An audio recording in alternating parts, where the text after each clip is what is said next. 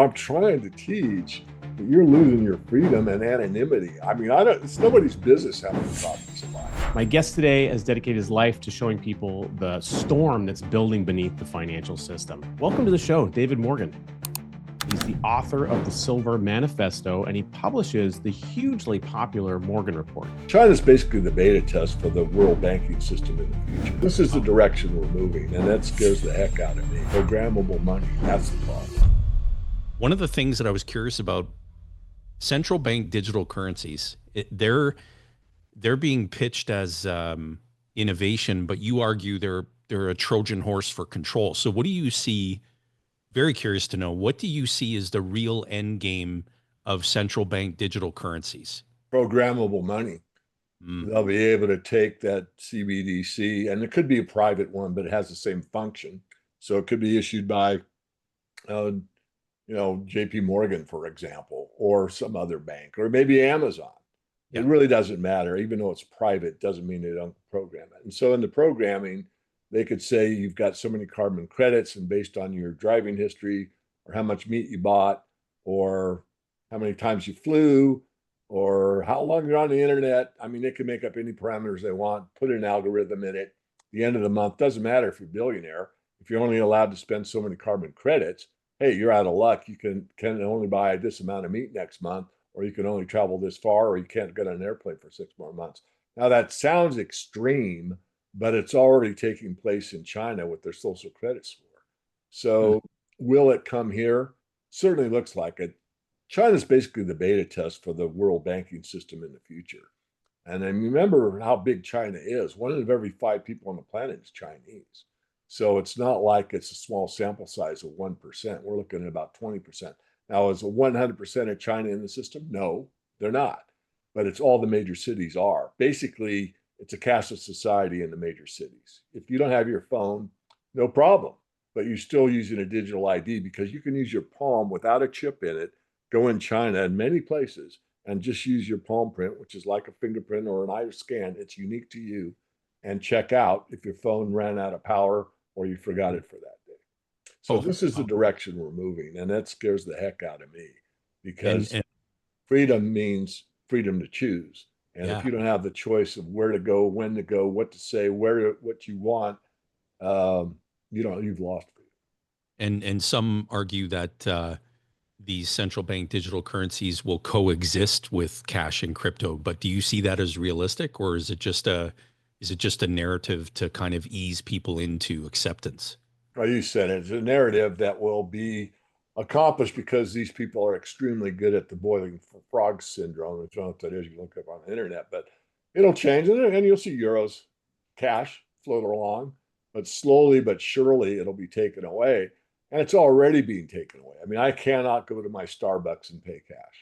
Look, we want your family to have more money. That's our goal. That's our job. At Wealth on Main Street, our goal is to have you keep as much of that hard-earned capital where it belongs, with the people you love and care about. Easy way to do that, pick up a copy of this book, Don't Spread the Wealth. This book is all about keeping the money in the family. Think of it like an aquarium. The money never leaves, and you can use it and reuse it as many times as possible. Go ahead and pick up a copy today at don'tspreadwealth.com.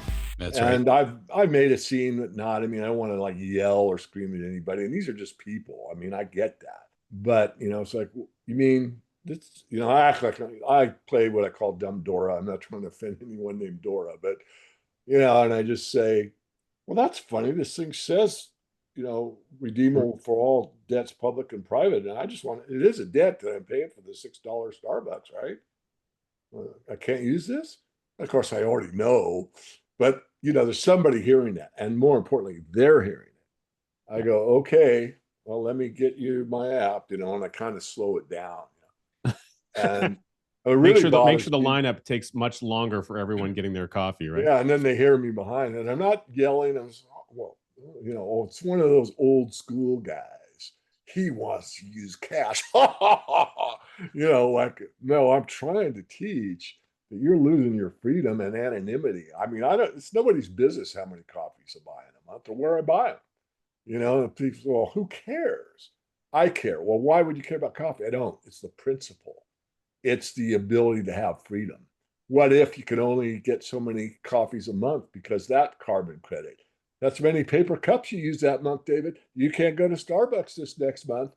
And that's what we're looking at. So that's the answer, programmable money. That's the problem, among others. But the control tightens, and then you can program it. Well, one of the things you mentioned about the farmers markets is that you attempt to try to pay in silver. So I'm guessing like silver eagles or a coin denomination because you can carry them around easily. And, we have people, hey, they go get a silver bar. Well, that's great, or a gold bar. But it's pretty hard to lug that down to the farmer's market and bring your own scale and shave some of it off Yeah, based on the right. market price to pay for your tomatoes.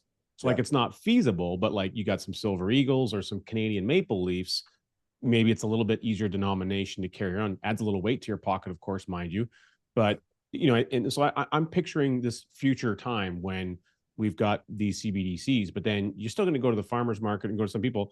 And if you're showing up with your app to pay, or I show up with this shiny silver and it says 0.9999% pure, I'm like, I don't know, my gut tells me that they're going to be more inclined to want to take the shiny silver for the thing that they want. And so, I envision that there would be, I guess, the equivalent of an underground economy of currency, because the one-to-one interaction, a person looking at the two elements, this digital thing that, isn't helping me in my life right now, or this thing that I have that's real and tangible, I think I'm going to take the tangible one.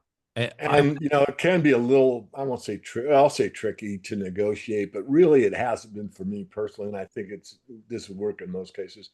So for an example, let's just take the silver prices being 40 even. I didn't check the price today, but it's in that range. And what I want to buy from this guy is 45. Okay. I go, well, this is $40. You can look it up. If you buy it, you're going to have to buy their premium. It's going to cost you 45. Will you accept it? And the answer is almost always yes. Mm-hmm. In the meantime, some of the innovators in the industry have come out like with these gold backs, and that's 1/1000th, which means this thing melted down and gold. It's been tested many times, is about $4 worth of gold. I mean, you could cut that in half for $2 if you wanted, but you get my idea. Especially at a farmer's market, it's kind of a bid kind of a situation anyway, and barter's not all that uncommon, but not very common, but it can happen. So anyway, it's just a wake up call. And most of these guys, especially this one that's known me for a while, I mean, they start smiling as soon as I start walking over there because they know they're going to get money and not fiat. Hey, it's that guy. So it's just kind of fun. Click here for the next amazing video. And if you want, check the links down below and you can get access to a free book that we've written right to your inbox. Go ahead, do that now.